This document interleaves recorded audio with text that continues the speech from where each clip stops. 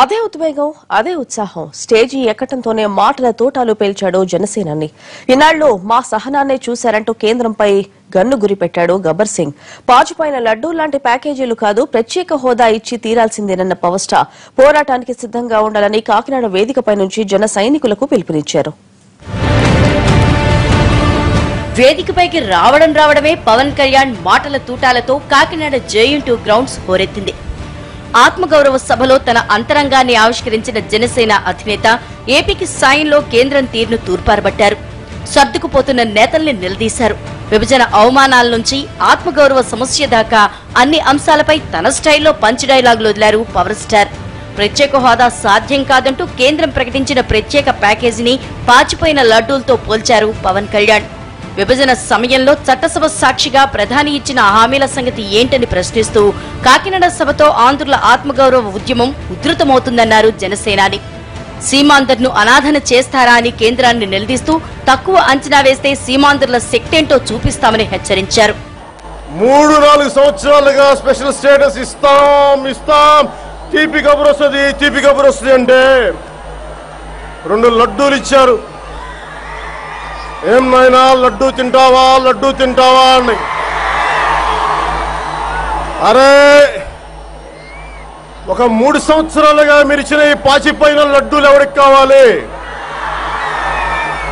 మీ లడ్డూలు కంటే మా బందర్ లడ్డూలు చాలా బాగుంటాయి కదా.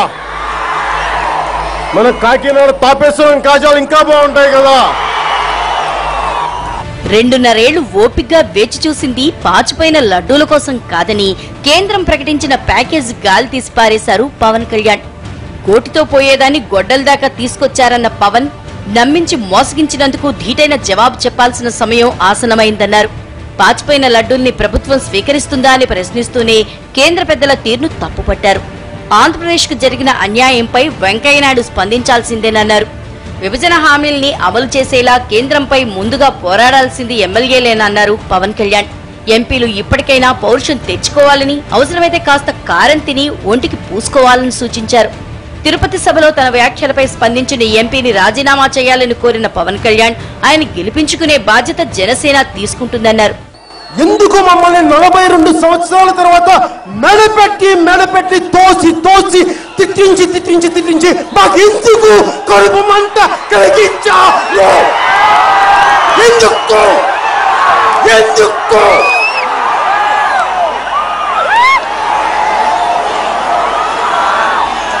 మీకు పౌరుషం లేదా? ఎంపీలారా ఒంటికి కొంచెం కారం రాసుకొని 2 ముద్దలు కారం తిని పార్లమెంట్ లో పోరాటం చేయండి. అప్పుడన్నా మీకు పౌరుషం ఉంటుందేమో. అప్పటికి మీకు పౌరుషం లేకపోతే ఇంక నేనేం చేయలేను. సీమాంధ్రులు పౌరుషం ఇంత అనుకుంటాను. అప్పుడు మీరు రాజకీయాల్లో మేము సీమాంధ్ర ప్రజల తరపున పోరాడతామన్న మాటలు మటుకు దయచేసి చెప్పకండి, ఇక నమ్మరు. ఇన్నాళ్లు బీజేపీపై ప్రతిపక్ష విమర్శలు చేయని జనసేన అధినేత కాకినాడ వేదికపై కేంద్రం వైఖరిని తూర్పారబట్టారు. రాష్ట్రాన్ని విడగొట్టిందిగాక ఆంధ్రప్రదేశ్ ప్రజల జీవితాలతో ఆడుకుంటారా అని నిలదీశారు. కాంగ్రెస్ వెన్నుపోటు పొడిస్తే బీజేపీ కడుపులో కత్తి దించిందని ఆవేదన వ్యక్తం చేశారు. ప్రజల కోసమే బీజేపీ టీడీపీలకు భుజం కాశాలన్న పవన్ ఆంధ్రప్రదేశ్ ప్రజల ఆత్మగౌరవాన్ని కాపాడలేకపోతే తానే కాదు, ఏ ఒక్క జనసేన నాయకుడు కూడా ఊరుకోడని హెచ్చరికలు చేశారు. కాంగ్రెస్ పొట్టలో పడిస్తే, వెన్నుపోటు పడిస్తే మనం బీజేపీ దగ్గరికి వెళ్ళి కాంగ్రెస్ వాళ్ళు పొడిచారు అయ్యా కొంచెం మమ్మల్ని రక్షించంటే వీళ్ళు పొట్టలో పడిచారు. అది ఇద్దరు చేసింది. తన పోరాట పటిమి తగ్గిందనుకోవద్దన్న పవర్ స్టార్ ఎవరికి కొమ్ము కాయాల్సిన అవసరం తనకు లేదన్నారు.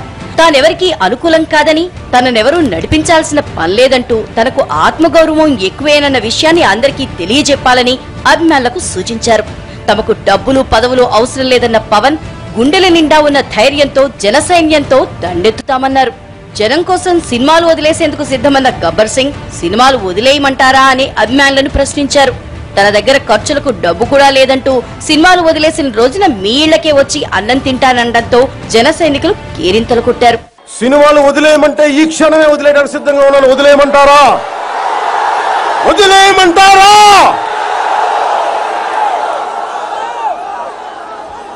మీరు నేను సినిమాలు వదిలేసిన రోజున మీరే నన్ను పోషించాలి. నాకు తినడానికి డబ్బులే, మీరే ఇవ్వాలి నాకు. మీ ఒక్కొక్కళ్ళ ఇంటికి వచ్చి రే బాబు నాకు కొంచెం అన్నం పెట్టండి, అమ్మ అక్క నాకు అన్నం పెట్టు, నాకు ఆకలిస్తుంది, వచ్చి ప్రజా సమస్యల మీద పోరాటం చేస్తాను నేను. మొత్తానికి గంటకు పైగా సాగిన జనసేనాని ప్రసంగం పవర్ స్టార్ అభిమానులను, జనసేన కేడర్ ని ఉత్తేజపరిచింది. పెద్ద ఎత్తున తరలి వచ్చిన జనంతో మైదానం కిటకిటలాడింది. భారత్ మాతా కీ జై.